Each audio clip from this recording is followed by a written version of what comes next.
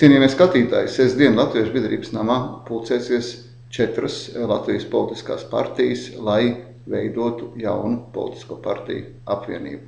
Tās būtu LSDSP, tās būtu Mūsu zeme, Sociālā taisnīguma partija un Latvijas atpūta, kur agrāk mēs pazinām kā pensionāru un senioru partiju. Šīs partijas ir nolēmušas nākt ar piedāvājumu Latvijas sabiedrībā, kurā tiktu akcentēta nepieciešamība, kad ir jāvienojās darba devējiem ar darbņēmējiem, ir jāatrod kaut kādu kopēju principu, jo krīzes situācijā, ja katra puse mēģina stāvēt savās pozīcijās, rezultāts būs ne tas labākais Latvijas sabiedrībai un Latvijas valstī.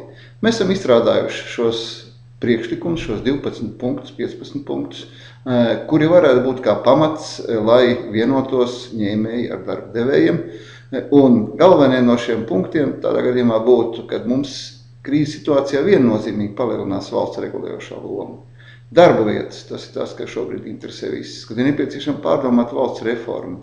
Ja mēs gribam konkretizēt šīs lietas, tādā gadījumā mums ir jārunā obligāti arī par nodokļu sistēmu.